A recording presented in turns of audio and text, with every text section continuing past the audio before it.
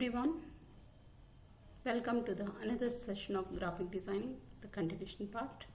I'm Josephine Bharti, VK, Department of Mass Communication. Today we are going to discuss about the following topics about introduction to computers, under that characteristics of computers, need of computers, hardware, block diagram of computer and its parts. First, characteristics of computers. There are 5 characteristics in the computer. First one is speed, second one is reliability, third one is storage capacity, fourth one is productivity, and fifth one is accuracy. Here, if we explain each point, computers are provide the processing speed required by all facets of society. And reliability, coming to the reliability, computers are more reliable because most errors are caused by humans than computers. When we enter something, it will show the same information what we typed here using the keyboard. But maybe our brain will do the mistake, but in system it will not do whatever number you are entering, whatever letters you are typing. The same matter will come there on the screen. Third one, storage capacity. Computers are capable of storing large amounts of data that must be located and retrieved very quickly. Productivity. It provides the valuable information processing capabilities. Accuracy. It gives the accurate results in their calculations. What is the need of computer? There are several reasons that cause the need for a computer. They are to extend our thinking, to solve problems easily and quickly, and have fun, and to earn revenue for their vendors. This is the need of computers. Hardware. The physical components of computer system are called as hardware. That means the objects which we can see, which we can touch, those components are called hardware. For example, keyboard, mouse, monitor, all these things are called as example for physical components of computers. Now coming to the block diagram of the computer. Here you can see the diagram here. This is the center one is the central processing unit. This is also called as CPU. Under the CPU again we have 3 parts.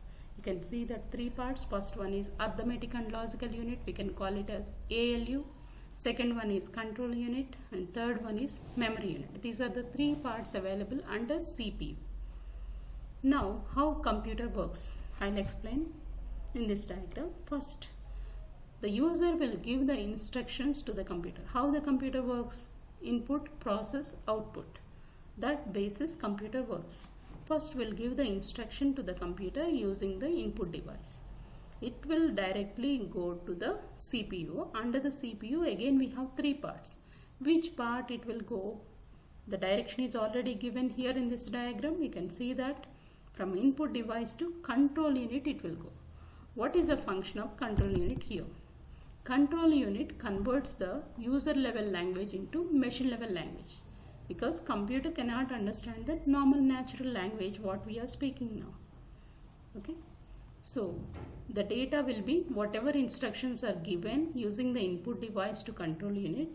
It will convert the user instruction to machine language, user level language to machine level language it will convert, and then it will send that particular data to arithmetic and logical unit.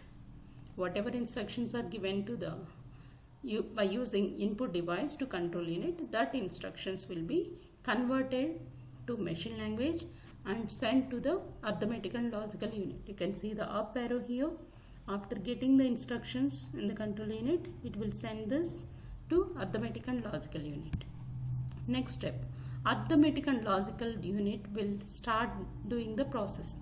In the user given instructions, any arithmetic or logical calculations are there, it will check, and then it will do that calculations and will send the results back to the control unit. Suppose in the user given instructions there are no calculations, no arithmetic and logical calculations, that time it will send the data back to control unit. Suppose if it is a alphabets, some text you have typed, that same text it has to display. That time it will take the data, it will send the data to control unit to arithmetical and logical unit, but it will not do the corrections or conversions, again sends back the data to control unit.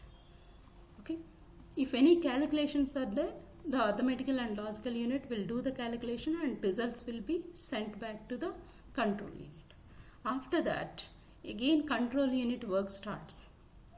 It will take the data and transfer one copy to memory unit, another copy machine language to user language. It will convert and sends through the output device like monitor, printer, all that things comes under the output device. Through output device it will display the information. The processed data will be displayed in the output device. Okay, and then in the memory there are two parts: primary memory, secondary memory. Primary memory is also called as RAM, secondary memory ROM, read only memory. ROM means read only memory, RAM means random access memory. Okay, one copy will be stored in the memory unit, one copy will be sent to the output device. This way computer works. Each part I will explain clearly. The next slides. CPU. CPU is the heart of every computer. It is also called as brain of computer. It is the device which actually carries out all operations inside the computer. It processes the data, instructions given by the user through input device. The major parts of the CPU are: first one, arithmetic and logical unit. It performs the arithmetic and logical calculations on the user data. And second one is the control unit, controls all operations inside the computer. And third one is registers. It is used to store some intermediate values. Next, memory. Memory consists of a large number of store locations in which data and programs can be stored. Each store location is identified by a unique address. When you are saving your files, you can keep it in a proper way. When we are saving the files in a proper folder, and then we'll create a file and we'll name it, all the things will be in order. And primary memory, this is also called as RAM, random access memory. Primary memory is used for temporarily storing programs and data which is processed by the CPU. The contents of primary memory are not permanent. The content of primary memory is lost once the computer is switched off. That means that is called temporary memory. Temporarily we can store the data unless we didn't save the file. The data will be stored in temporary memory. That is called primary memory. Coming to the secondary memory, it is used for storing data and programs permanently. The content of secondary memory is not erased if the computer is switched off also. This memory is called as non-volatile memory. Coming to the other parts in the computer, that is input and output devices. Input devices are used to give data input to the computer when it is needed to carry out the instructions given by the user. I'll give you some other definition. The devices which are another definition for the input device, that is the devices which are used to give instructions to the computer. That device are called input devices. In that for example, we can take keyboard, mouse, joystick. Lot of devices are there. Right now we are using web cameras and all other things. MICR, magnetic ink character recognizer, optical character recognizer, all that things comes under the scanners. All these devices comes under the input device.